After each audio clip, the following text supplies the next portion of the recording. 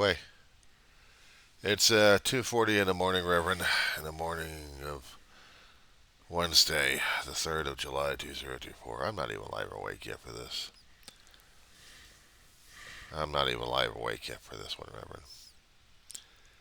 I did a long diatribe of what was going on, what I think should be needed, and I think we're really in for it.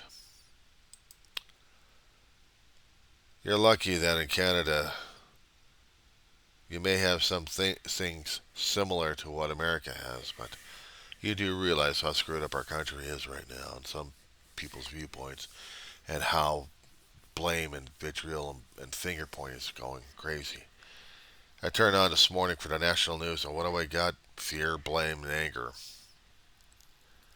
Makes me sick to my stomach. I'm limiting myself on this kind of diet here like I used to be in with, but I can't deal with it. We got a celebration of our country of 248 years of independence from England. Would it have been better if we still stayed with England? Or would it have been a hell of a lot worse than what we have right now? England still has its own issues. They've got their own parties that they're arguing with. They go through more elections than we do. I mean, we have set times and dates. How many years per for Senate for the representatives? But not to mention we got state elections going through in county, and everyone else has got their own time schedules on this thing. It's a blessing. I should call it a blessing, not a curse, that we can tell ourselves that voting is necessary because it's how our country is supposed to be. We let on the people. We give consent to govern, to be governed.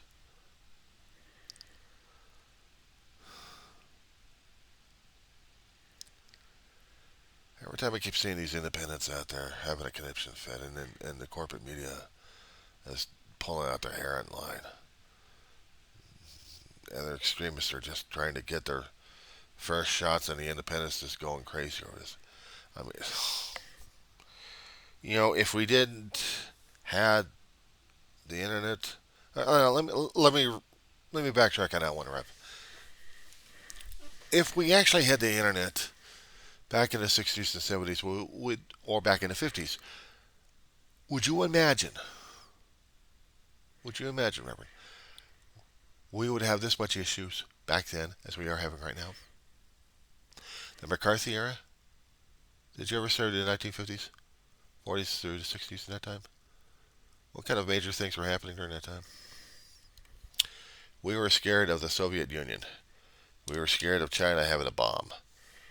We were scared of Korea getting the damn information. But they didn't do it then. We were scared mostly of the Russians because some actually had a feeling that they were going to be turning on us.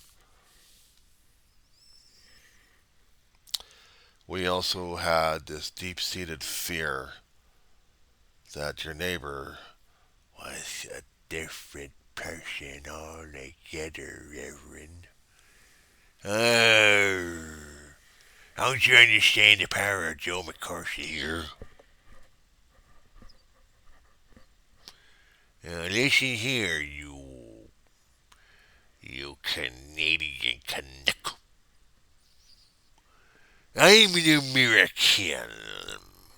I believe in Joe McCarthy. And unfortunately, he's looking for them dirty, rotten traitors. Un-Americans out there, them commie bastards out there who support Mother Russia. And I want to know, are you one of them sympathetic commie bastards or hiding Americans over there? Because we will find them. This is the 50s. This is the 1950s, and we will find out. Our committee will be pulling in the Canadians next to see if you're a dirty, rotten traitor to the United States of America. You understand me.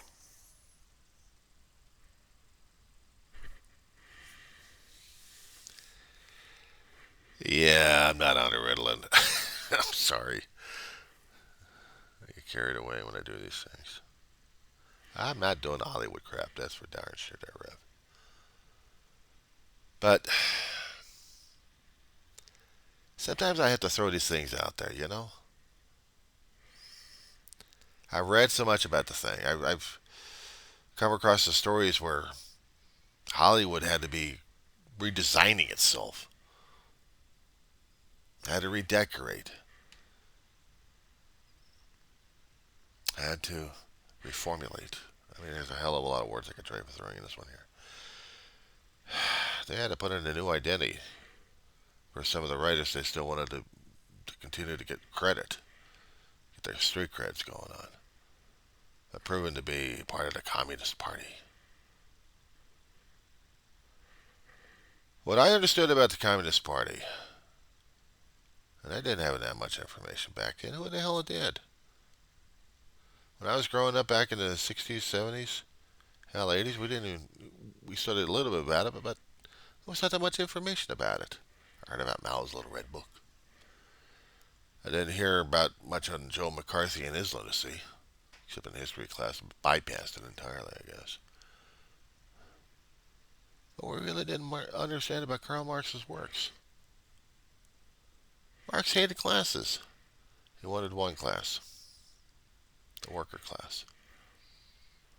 And maybe some kind of ruling body elected through the workers who help guide the other workers.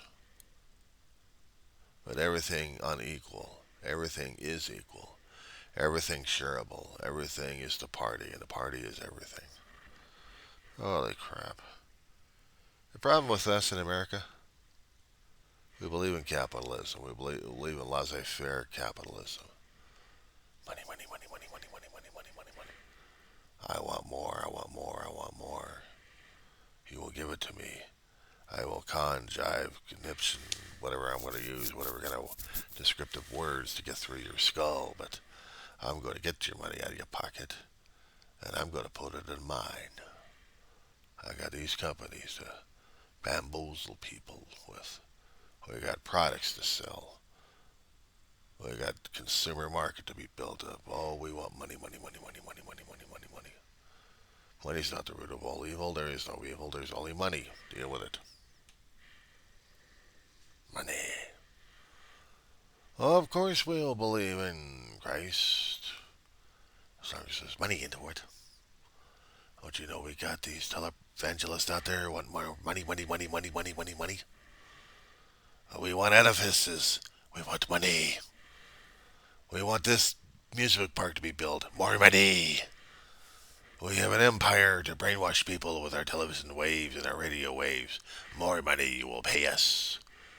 We got product to power your lives with. We got these things. We got that things. We got gadgets, and gadgets. Oh, and if you're not a stockholder, then who the hell are you? You're one of them lower people that we still suck it up like crazy.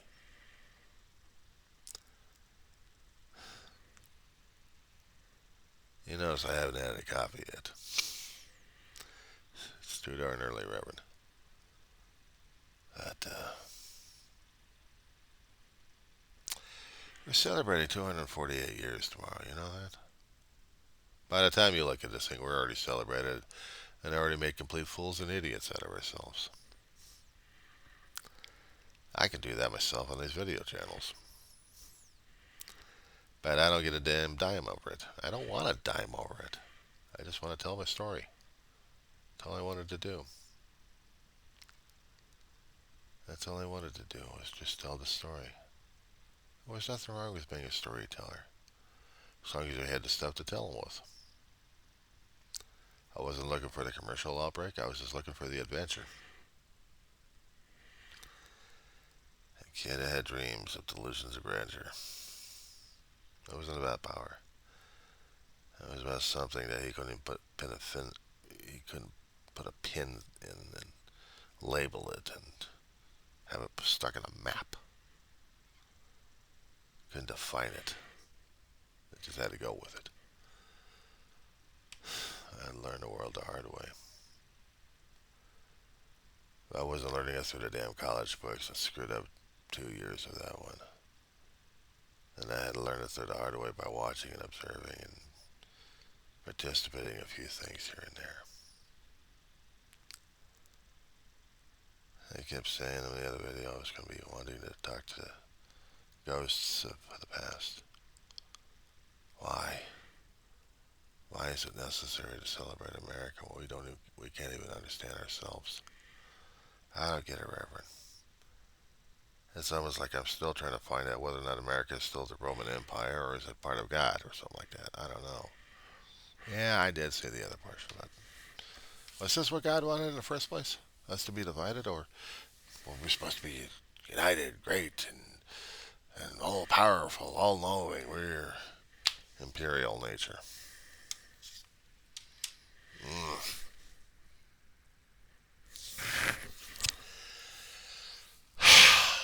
It gets me sometimes. I don't even talk to my therapist about some of this stuff. I mean, it probably goes over her damn head. I mean, 40, 45 minutes just doesn't give a therapist enough time to really talk about this stuff unless she starts seeing the videos I've got that I allow her to see. It'll give her an idea what's going on through my damn screwed up skull. But confession's good for the soul. And I prefer confessing to a friend instead of anybody else. I haven't got that many friends to talk to about things like this. Nobody. So spill the woes and beans and everything else on the damn screen. Let's see what's going on. I talk to a therapist on Zoom. I do that today. I'm going to do that today. But I'm still trying to get a handle of America. 58 years old, you think I would know better? You think I'd have an understanding? You think I'd have some kind of comprehension? I can hear all the vitriol. I can hear all the anger, what they think America's supposed to be, and going after people left and right. But what about all the things we used to sing and feel about patriotism? We want to go back to the old days, you know, where we're safe and comfortable. The problem is we can't go back. We can't go back, Reverend. Even if I'm going to open up my own damn subject on this one here. Grieving, mourning, a diary of a griever named John Weaver. Which is me. Oh, Lord, I'm in for it now. Open up that damn thing to talk about.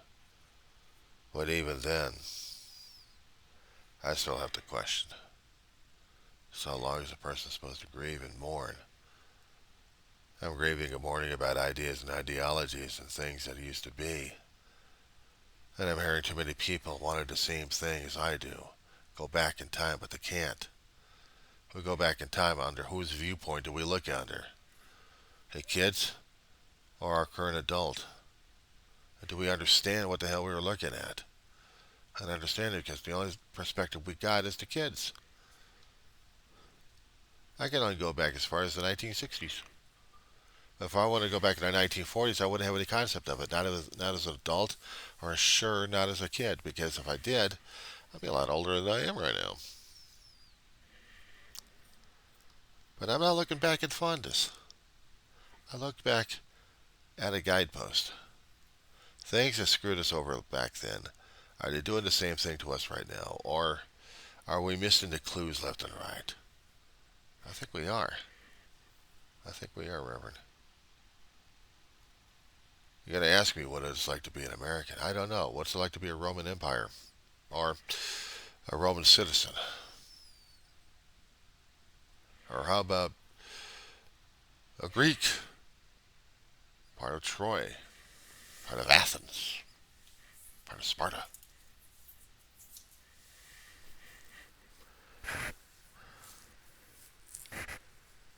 What was it like to be part of Egypt? And those heydays. Dealing with an army that was dealing with slavery. I'm not quite so sure if we don't have our own slaves. Think about it. How many people are we putting under indentured service right now? That would mean that we're forcing people to work. Of course, if we happen to raise wages left and right, people screaming and yelling over that one, shutting down jobs. We can't afford it. But we'll keep you about $8 or $9 an hour, or maybe 10 or 12 if you're lucky enough. But you still have to work about 2 or 3 other days on other jobs to continue. If you still want full-time, good luck on that one. 2 or 3 full-time jobs, you kill yourself in the process. Part-time's one thing, you still kill yourself in the process. I know I've been there, done that. You tell me about how things are supposed to be religious-wise, faith-based. I got people still screaming and yelling about Christian nationalism crap all the time. If it's not the independents doing it, it's the corporate media is doing all over it. Mostly the independents are picking up on it. I'm talking about it left and right. They'll gripe and grumble left and right about what it is to be an American or part of Christ's army. Or Trump's army, actually.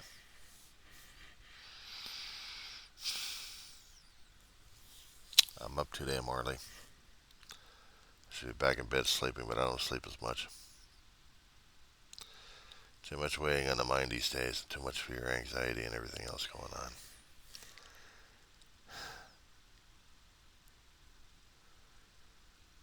But God keeps telling us, have faith, keep moving forward. It was part of that thing sometimes I was listening to. Pops into the head every once in a while. And I'm wondering if the Lord of the Lash is the fear and paranoia, not God.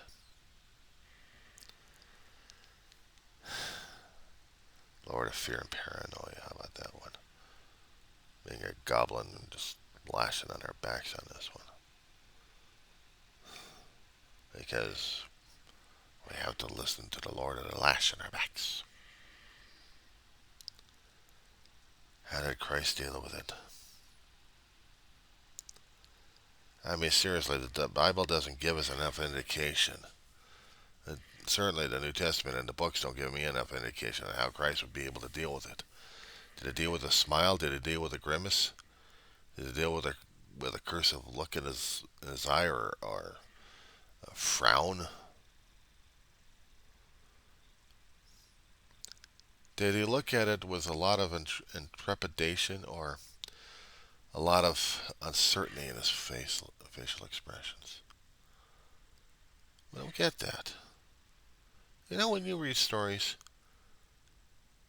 they're supposed to give you an indication of how they're thinking and how they're feeling by just a bit of a facial twitch, an eyebrow raised, a sullen look on the face.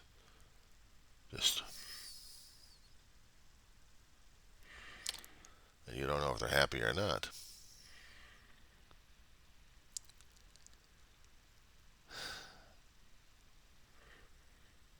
People want certainty because they don't want to deal with the uncertainty. Fear and paranoia takes over, and then everyone else is rushing like blind on this one. It's terrifying, Reverend. But it's the nature of these things these days, isn't it? I get myself under stressful games just to remind myself what's the Empire all about. Cruelty. I play Star Wars Battlefront 1 and mostly Star Wars Battlefront 2 because on Battlefront 2 there are cheat codes, immortality, and unlimited ammunition. I could play in different campaigns, those territories, or else I could do instant action and just fight it out on a constant basis, or play the game as it should have been, or multiplayer conquests, or something else. I don't know. Always look for the cheat codes because I don't want to feel the pain. I don't want to see the death happening to me over and over again. And I want to make sure that I've got maximum enough firepower to take care of things need to be taken care of. But I also discovered in the game that sometimes you win and sometimes you lose when you don't even do a damn thing in it. But just stand still and let everything else go crazy around you.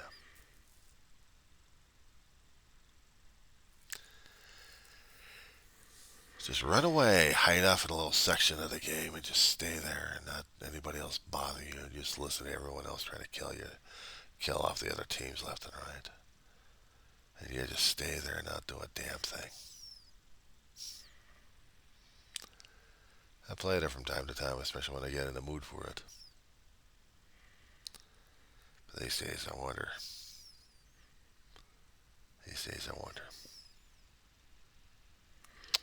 Anyway, 11 o'clock appointment on Zoom with the therapist. And I still wanted to get some grub fixed this morning. Oh, God almighty, we're going to be roasting like crazy. So we're not doing so already. Reverend, we need thoughts and prayers for a lot of us on this planet Earth. The ones we think don't need it the most, and they do. And for the ones that are suffering through the hurricane seasons and the droughts, lack of water in certain cities. We are so screwed up on this planet. We are so screwed up on this planet that we don't even know what the hell we're doing or what the correct action is. But if we do, we question it like crazy.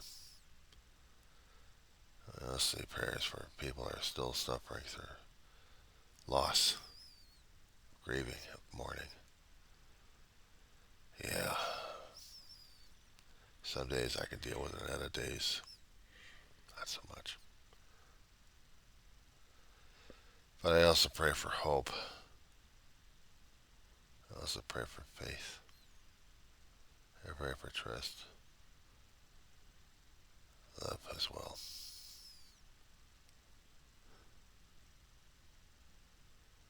I'm praying that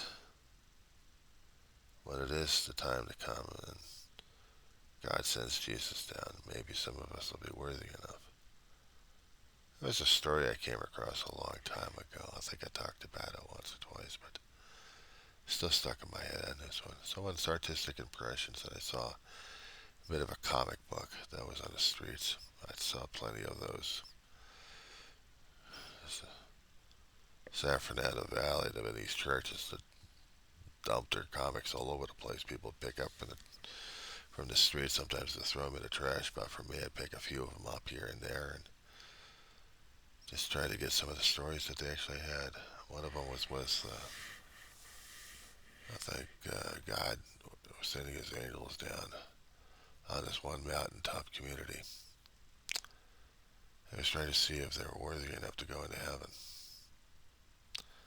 And some of them actually came forward, and angels would take them up. But there'd be others in the background scared. But there was a child that was left behind. And the child had no one to take care of him.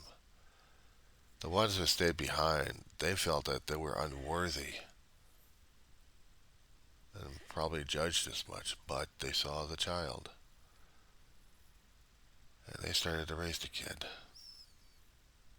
whole community did. Until years later, angels came back,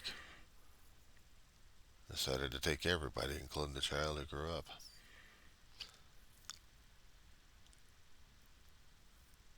I like that story. It could have been an evil twist on that one. Could just drop kick the kid out in oblivion. No, I thought of that one. That wasn't a real story. Drop kick the kid. sniveling, sniping, and snarling at God because they couldn't take them. How dare he? But God knew always. An opportunity to have the kid raised. An opportunity, and just the only chance they had.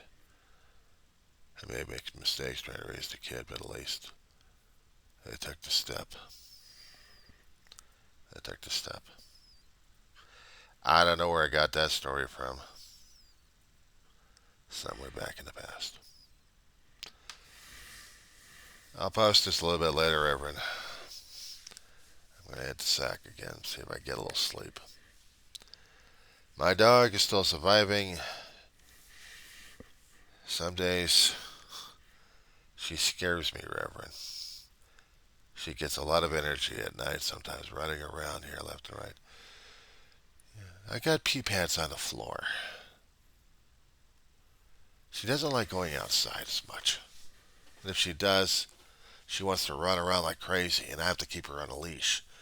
She she can't hear a damn thing. She's barely visible.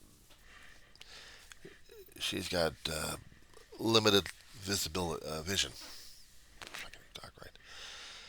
But she's willing to run around like crazy, and I have to keep her inside the house because I'm afraid of her running out, and I'll lose her. What scares me more is when I keep her over here, I'm going to be losing her that way too. I don't trust it out there because I'm afraid of her getting run over, hurt, and I can't help her. And if I'm here watching over her, I traded one thing for another thing. Instead of going out and trying to take care of things in the world, I'm taking care of her. Out of fear, desperation, loneliness, longing, not wanting to get rid of a family member at any reason. Not willing to put her under just yet because she's still showing signs. She's still walking around. But she's also running around at times when she has the mania going through her. She's still got life left. Forcing her body, her muscles to work, and her heart to beat faster and harder. I'm afraid of her having a heart attack or else you're breaking a bone out here or breaking her neck. I've seen that one dog suffered already because we couldn't take care of him. Me and Dave couldn't take care of little boy when he needed me the most. And I had to put his body down because his soul was in torment. And I had the money for it. And it was hard. His ashes are still up there. The things we have to do, Lord. The things we have to do, Reverend. And some of those things still scare the shit out of me. Yeah, I want to go back to college and finish it up. I'm more concerned about her, but it's also more about me and my own damn fears. My own fears. I don't know how I'm going to be when I lose her. When God decides it's her time. I'm not quite sure how to deal with that, Reverend. So I'm trying to take every day as a blessing at this point. Love her as much as I can.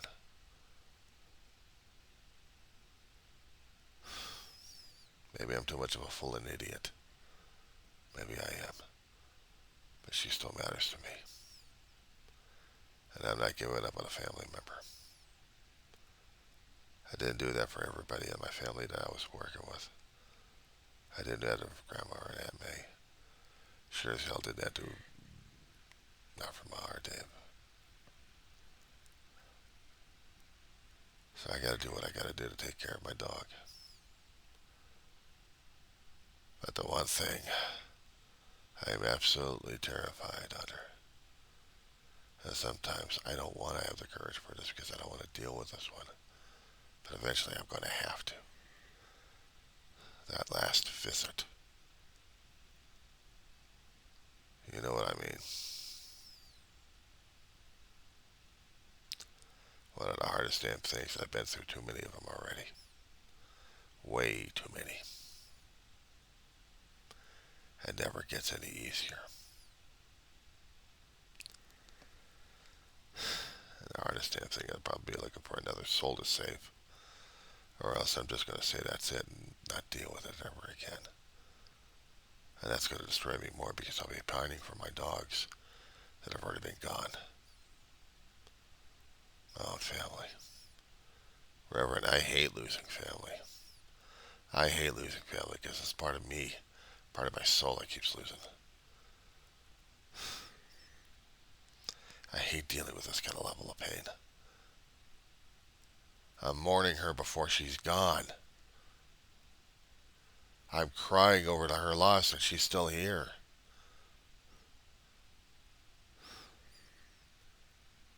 I'm hating myself over this.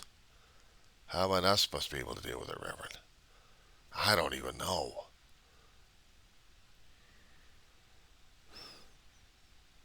I don't know how to deal with it. I don't. I really don't. I dealt with it because I had family around me to help me walk through it. I got nobody. I got nobody. And that's what hurts me a great deal more. Not having the support. Not having the support.